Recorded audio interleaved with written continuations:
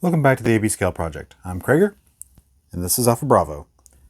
So far on this channel, you can count on one hand how many times the G1 is won for characters, mostly the Autobot Target Masters. Come on, Hasbro! Anyway, for this penultimate episode of the Lost Light series of the AB Scale Project, we're going to look at the characters where G1 wins, or they don't have a toy at all. Granted, for all these characters, you can make a custom, and for some I have, and I'm going to show them.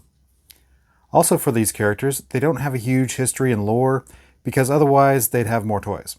The most notable of the characters we're covering today is Emerald Zeron, who was a former leader of the Wreckers in the Marvel Comics and reprised that role in the IDW Comics. The rest of the characters are mostly always background characters or were made up for the penultimate Comics. So let's take a look who wins for G1. As you can see, the only ones I own are Wave Rider and Rollout. I've got Wave Rider because I wanted to rebuy the only Pretender I owned as a kid, and Rollout came with a random pack on eBay. While the Action Master has a little more articulation than the G1, they both are a little short on posability. So for the other characters I don't have that G1 wins with, we'll go through them in groups. Jumping off with Wave Rider here, we'll list the other Pretender winners. Sky High in 88, Pincher and Crossblades in 89. Our Action Masters like Rollout here are Sprocket and Rad in 90, and Power Flash in 91.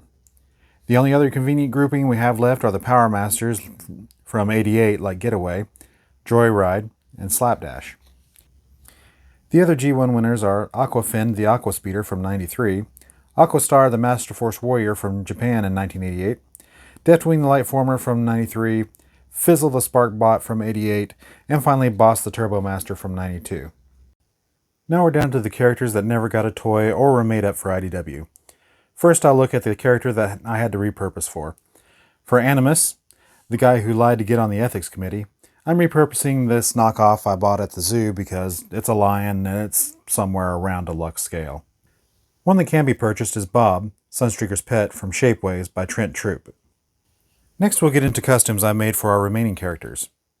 For Getaway's co-conspirator, Atomizer, I started with Combiner Wars drag strip with the movie Optimus head, with a little bit of sculpting putty, a little paint, and a Titan Master swoop, and voila. I'm not showing his alt mode because it's unchanged from dragstrip. To the aforementioned Emerald Zeron, I used a Cyberverse Warrior Megatron that I got for $7, some yellow spray paint, and I was done.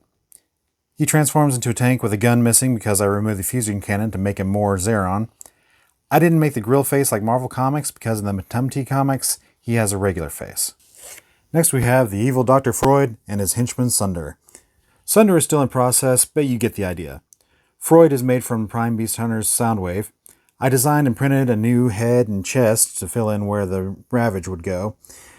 He still transforms and looks pretty good with the color scheme. Sunder is made from an Armada Jetfire that I've made a new lower face for.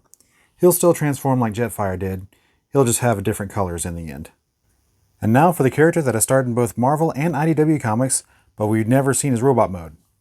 Meet Toaster.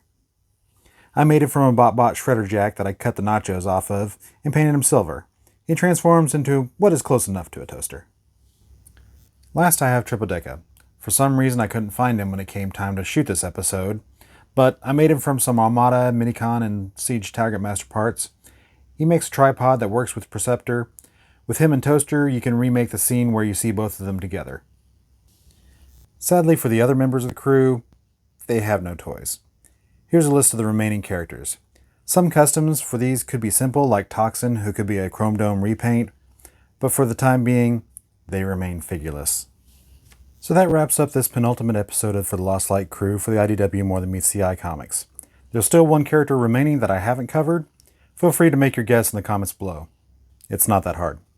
Thanks for joining us today on the AB Scale Project. If there's a character you'd like to see, put your request in the comments below. Please like, share, subscribe, and I'll see y'all later.